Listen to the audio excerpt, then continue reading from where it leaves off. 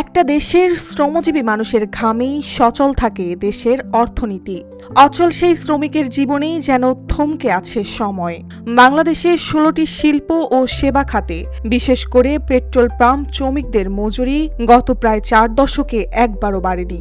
যেখানে আইনে বলা আছে 5 বছর পর পর মজুরি পর্যালোচনার কথা, সেখানে বাস্তবে চলছে এক গভীর নীরবতা। তবে সম্প্রতি জমা পড়েছে শ্রম সংস্কার কমিশনের এক মহা প্রস্তাব, যা বদলে দিতে পারে পুরো চিত্র।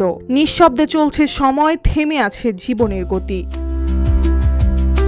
1987 সালে যেখান থেকে শুরু হয়েছিল সেখান থেকে যেন আটকে আছে পেট্রোল পাম্পের শ্রমিকদের মজুরি। 3.5 দশক পার হলেও বাড়েনি তাদের ন্যূনতম বেতন। শ্রম আইনের পাতা বলে প্রতি 5 বছরে মজুরি পুনর্নির্ধারণ বাধ্যতামূলক, কিন্তু বাস্তবে বোর্ড গঠনের সত্ত্ব জুড়ে দেওয়া হয়েছে চাপের ওপর।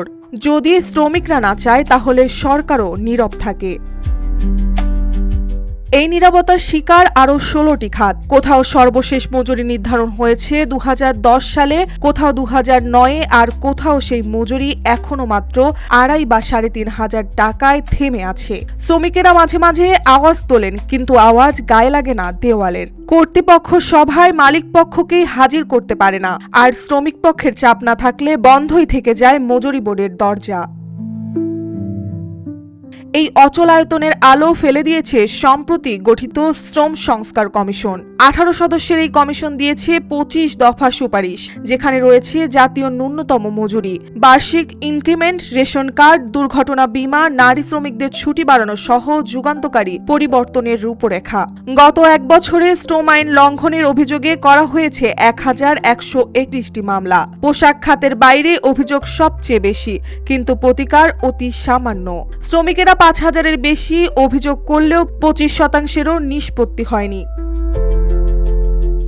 এই শ্রমিকই দেশের কারখানা ঘোরান, পণ্য তৈরি করেন, অর্থনীতিকে সচল রাখেন, তবু তার জীবন এক অবহেলিত অধ্যায়। সব শ্রমিকের পরিচয় ভিত্তিক তথ্যভাণ্ডার গড়া, ন্যূনতম মজুরি নির্ধারণ, এটাই হতে পারে পরিবর্তনের সূচনা। শ্রমিক সংস্কারের এসব প্রস্তাব বাস্তবায়নের চাবিকাঠি রাজনৈতিক সদিচ্ছা, জবাবদিহি এবং শ্রমিকের সংগঠিত কণ্ঠ। শ্রমিকের ঘামে যে দেশ চলে, তার ঘাম শুকিয়ে গেলে থেমে যেতে পারে উৎপাদনের চাকা। মজুরি শুধু টাকার অঙ্ক নয়, এটা শ্রমের মর্যাদার প্রতীক, আর সেই মর্যাদায় যদি না মেলে তাহলে রাষ্ট্রের উন্নয়নই বা কার জন্য? মার্জিয়া মৌ, রূপালী বাংলাদেশ।